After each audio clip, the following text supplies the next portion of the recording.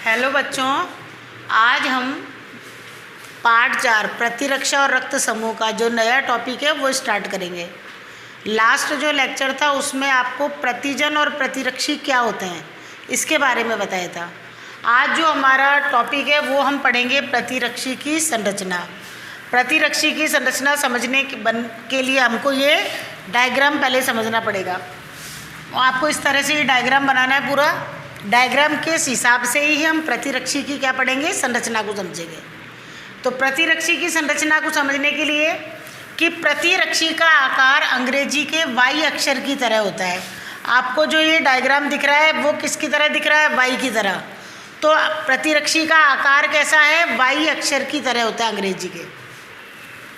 यह 4 संरचनात्मक इकाइयों से मिलकर बनता है। अब 4 संरचनात्मक इकाइयाँ कौन सी होगी, आपको डायग्राम में दिख रहा है 1, 2, 3 और ये 4। इनको हम पॉलीपेप्टाइड श्रृंखला कहते हैं। तो कितनी संरचनात्मक इकाइयों से मिलकर बना है, 4। 1, 2, 3 और ये 4। इनमें 2 भारी, जिसको हम H का मतलब हैवी तथा 2 हल्की, L का मतलब लाइट श्रृंखला होती है। तो आपको यहाँ से लेकर ये जो दिख रही है ये कौन सी श्रृंखला है, भारी। तो ये 1 और ये 2 दोनों तो क्या हो गई, भारी श्रृंखला।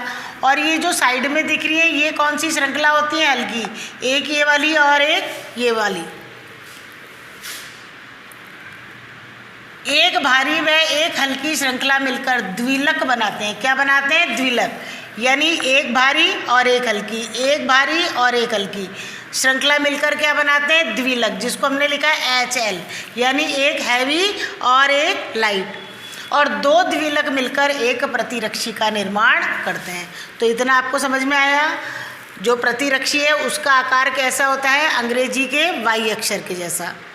ये 4 संरचनात्मक इकाइयों से मिलकर बना है, 1, 2, 3 और ये 4।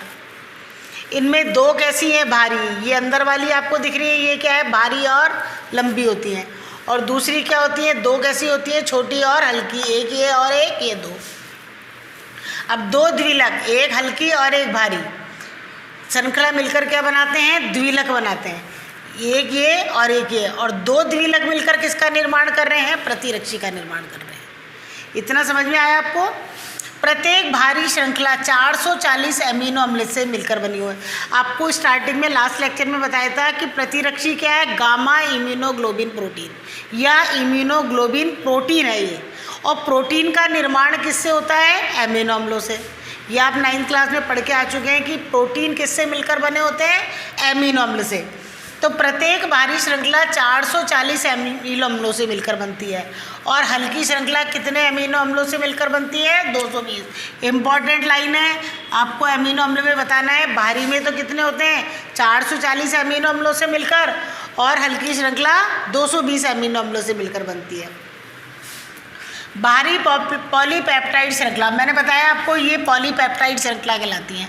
तो भारी पॉलीपेप्टाइड श्रृंखला पर कार्बोहाइड्रेट श्रृंखला जुड़ी रहती है। अब आपको डायग्राम में CH1, CH2, CH3, इधर भी आपको CH1, CH2, CH3 नज़र आ रहा है। ये कौन सी श्रृंखला कहलाती है, कार्बोहाइड्रेट श्रृंखला। इसको हम क्या कहते हैं, कार्बोहाइड्रेट श्रृंखला कहते हैं। प्रत्येक भारी व हल्की श्रृंखला 2 भागों में विभक्त होती है। अब भारी और हल्की, इसको कितने भागों में विभक्त किया है, 2 भागों में, अस्थिर भाग और स्थिर भाग। यहाँ से यहाँ तक जो निशान लगा रखा है वो कौन सा भाग है, अस्थिर। और यहाँ से बिल्कुल यहाँ से लेकर जो नीचे तक आ रहा है वो कौन सा भाग है, स्थिर भाग है। अस्थिर भाग ये प्रतिजन से क्रिया करता है तथा श्रृंखला में NH2 अंश की तरफ होता है। यहाँ पर NH2, और यही भाग प्रतिजन से क्या करता है, क्रिया करता है। तो प्रतिरक्षी का वह भाग जो प्रतिजन से क्रिया करता है, उसमें बताया था उसको क्या कह रहे थे हम, पैराटॉप। और प्रतिजन का वो भाग जो प्रतिरक्षी से क्रिया कर रहा था उसको क्या कह रहे थे, एपिटॉप कह रहे थे। अब आप सोच रहे होंगे ये NH2COH ये कहाँ से आ रहे हैं। तो इससे पहले हमको प्रोटीन की संरचना समझनी पड़ेगी। कार्बन के कितने बंध होते हैं, 4।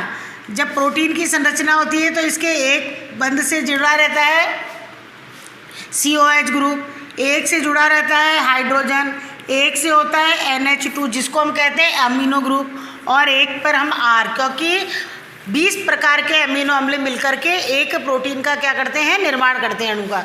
तो ये प्रोटीन की संरचना में होते हैं ये अमीनो ग्रुप। NH2 को अमीनो ग्रुप कहते हैं, COH को कार्बोक्सिल ग्रुप, H का मतलब हाइड्रोजन और R का मतलब क्या होता है, भिन्न भिन्न। और प्रतिरक्षी किससे मिलकर बना है, प्रोटीन से। इसीलिए प्रतिरक्षी की संरचना में NH2 और COH आ रहे हैं। तो जो अस्थिर भाग है वो प्रतिजन क्रिया स्थल कहलाता है और कौन से अंश की तरफ होता है, NH2। अब यहाँ से यहाँ तक कौन सा भाग है, स्थिर भाग। यह भाग श्रृंखला के COOH अंश की तरफ, यहाँ आपको नीचे COH लिखा आ रहा है, ये COOH अंश की तरफ होता है। तो अब आपको डायग्राम से समझ में आ गया होगा कि इसमें NH2, COH, CH1, H2 इनका ये कहाँ से आए, ये कहाँ से आए, प्रोटीन। क्योंकि प्रतिरक्षी क्या है, इम्यूनोग्लोबिन प्रोटीन है। तो प्रोटीन के अंदर जो होंगे भाग होंगे वही प्रतिरक्षी के अंदर नजर आएंगे। प्रतिरक्षी के वायु स्वरूप की दोनों भुजाओं के उद्गम स्थल लचीले होते हैं। उद्गम स्थल कौन से हो गए, ये दोनों भाग क्या होते हैं, लचीले होते हैं तथा इन्हें कब्जे या हिंज स्थल कहते हैं। क्या कहते हैं, हिंज स्थल। अब आपसे क्वेश्चन पूछा जाए बोर्ड में कब्जे या हिंज स्थल क्या होते हैं, तो आप लिखेंगे कि प्रतिरक्षी की जो वायु स्वरूप की दोनों भुजाएं उनके उद्गम स्थल कैसे होते हैं, लचीले होते हैं। यानी इनको जोड़ते हैं, लचीले होने के कारण ही क्या होते हैं, मिलते हैं। और इन्हीं को हम क्या कहते हैं, हिंज स्थल या कब्जे कहते हैं। तो ये आपके प्रतिरक्षी की संरचना थी। इम्पॉर्टेंट क्वेश्चन है, प्रतिरक्षी का चित्र बनाकर उसकी संरचना को समझाइए। अब नेक्स्ट है प्रतिरक्षी के प्रकार। प्रतिरक्षी कितने प्रकार के होते हैं, 5 प्रकार के। IgG, IgM, IgA, IgE और IgD।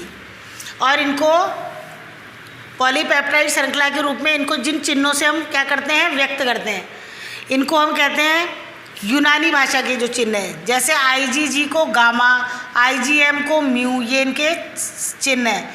IgA अल्फा, IgE एप्लीसॉन, जिसको हम इस तरह से बनाते हैं एप्लीसॉन, और IgG डेल्टा, ये किसका चिन्ह है, डेल्टा का। इस तरह से इनके यूनानी भाषा की जो पॉलीपेप्टाइड श्रृंखला है उनमें उपस्थित ये पॉलीपेप्टाइड श्रृंखला है और ये प्रतिरक्षी के क्या है, प्रकार है। अब हर प्रतिरक्षी का अलग अलग कार्य होता है, वो हम नेक्स्ट लेक्चर में पढ़ेंगे। तो आज हमने प्रतिरक्षी की संरचना और प्रतिरक्षी के बारे में पढ़ा है। आपको अपनी होमवर्क कॉपी में प्रतिरक्षी का चित्र बना करके उसकी संरचना को समझाना है। क्वेश्चन आपको ये लिखना है, प्रतिरक्षी का नामांकित चित्र बनाकर उसकी संरचना को समझाइए। आगे के जो टॉपिक है प्रतिरक्षी के प्रकार में, ये कौन कौन से कार्य में है कि कौन सा प्रतिरक्षी कहाँ पाया जाता है, इसका क्या कार्य है, तो इसके बारे में हम नेक्स्ट लेक्चर में स्टार्ट करेंगे। Thank you.